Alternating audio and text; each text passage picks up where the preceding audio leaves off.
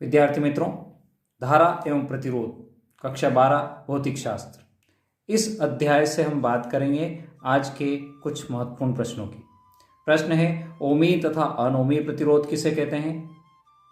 Thermistor या तापी प्रतिरोध किसे कहते हैं? कैसे बनते हैं?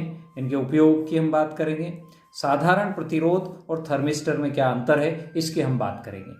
मैं हूं बलवंत भंडारी और आप देख रहे हैं मेरा YouTube channel Guru and Dev. Channel पर पहली बार आए हैं तो चैनल को सब्सक्राइब करना ना भूलें। वीडियो पसंद आए तो लाइक करें, शेयर करें और अपने साथियों को जरूर बताएं। आइए समझते हैं ओमी प्रतिरोध क्या होते हैं। ओमी रेजिस्टेंस किसे कहते हैं? वे प्रतिरोध जो ओम के नियम का पालन करते हैं।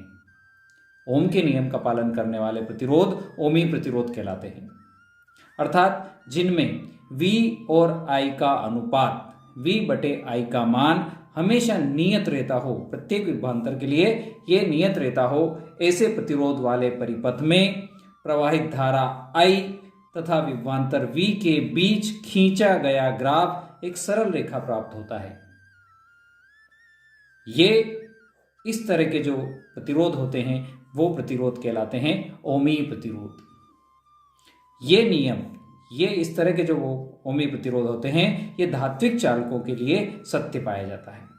ये नियम V/I का मान हमेशा समान धात्विक चालकों के लिए सत्य पाया जाता है। अब बात करते हैं अनहोमीय प्रतिरोध, नॉन ओमी प्रतिरोध किसे कहते हैं उसकी हम बात करते हैं।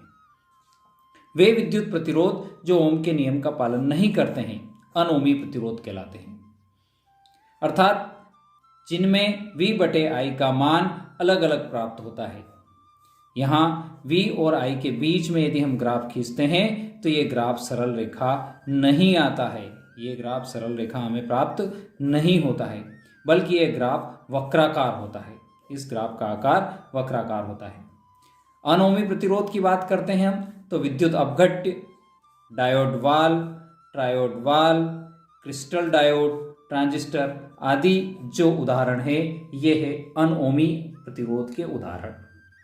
धात्विक चालक ओमी प्रतिरोध के उदाहरण है और ये उदाहरण जो हमने यहाँ दिए हैं ये उदाहरण है अनओमी प्रतिरोध के। यदि यहाँ हम ग्राफ को देखें तो ये हमने एक्स एक्सिस और वाई एक्सिस ली है।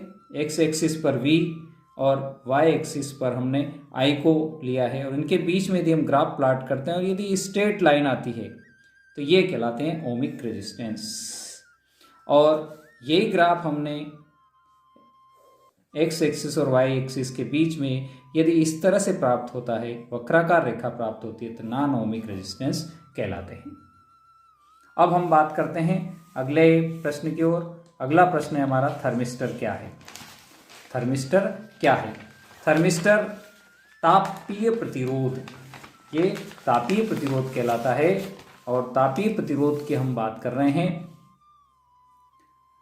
थर्मिस्टर एक ऐसी ऊष्मा सुग्राही युक्ति है जिसका विशिष्ट प्रतिरोध ताप परिवर्तन के साथ बहुत तेजी से बदलता है। विशिष्ट प्रतिरोध ताप परिवर्तन के साथ बहुत तेजी से बदलता हो, ये प्रतिरोध थर्मिस्टर कहलाते हैं या तापीय प्रतिरोध कहलाते हैं। थर्मिस्टर के विशिष्ट प्रतिरोध का ताप गुणांक बहुत अधिक होता है। ताप गुणांक जो होता है वो बहुत अधिक होता है। इसका मान धनात्मक या ऋणात्मक कुछ भी हो सकता है। इसका मान, विशिष्ट प्रतिरोध ताप गुणांक का मान धनात्मक या ऋणात्मक कुछ भी हो सकता है। इन्हें प्राय निकेल, तांबा या कोबाल्ट से बनाया जाता है। निकेल, तांबा या कोबाल्ट इनके ऑक्साइडों से बनाया जाता है। थर्मिस्टर का प्रतिरोध 0.1 से 10⁷ ओम तक की परास में कुछ भी हो सकता है। इसकी जो रेंज है वो है 0.1 से 10⁻⁷ ओम तक। थर्मिस्टर के उपयोग की यदि हम बात करें तो ताप में अल्प परिवर्तन की जानकारी प्राप्त करने में इनका उपयोग किया जा सकता है। निम्न ताप लगभग 10 केल्विन को मापने में इनका उपयोग किया जाता है। इलेक्ट्रॉनिक परिपथ में वाल्व के तंतु के हीटर के परिपथ के साथ इनका उपयोग किया जाता है। इलेक्ट्रॉनिक परिपथों में जो वाल्व लगाते हैं उनके तंतु के हीटर के साथ इनका प्रयोग श्रेणी क्रम में किया जाता है। और वोल्टेज रेगुलेटर के रूप में इनका उपयोग किया जाता है, टाइम रिले स्विच में भी इनका उपयोग किया जा सकता है। अब हम बात करते हैं साधारण प्रतिरोध और थर्मिस्टर के गुणों में अंतर। दोनों के क्या क्या अंतर है। साधारण प्रतिरोध, इनका विशिष्ट प्रतिरोध बहुत अधिक नहीं होता है, बहुत ज़्यादा इनका विशिष्ट प्रतिरोध नहीं होता है, जबकि थर्मिस्टर का विशिष्ट प्रतिरोध बहुत अधिक होता है। इनका विशिष्ट प्रतिरोध ताप गुणांक हमेशा पॉजिटिव होता है, धनात्मक होता है, जबकि थर्मिस्टर का विशिष्ट प्रतिरोध ताप गुणांक धनात्मक, ऋणात्मक कुछ भी हो सकता है, धनात्मक, ऋणात्मक या कुछ भी, दोनों में से कुछ भी हो सकता है। इसके प्रतिरोध पर ताप परिवर्तन का प्रभाव बहुत कम होता है, यानी साधारण प्रतिरोध पर ताप परिवर्तन का प्रभाव बहुत कम होता है, जबकि विशिष्ट प्रतिरोध थर्मिस्टर के प्रतिरोध पर ताप परिवर्तन का प्रभाव बहुत अधिक होता है।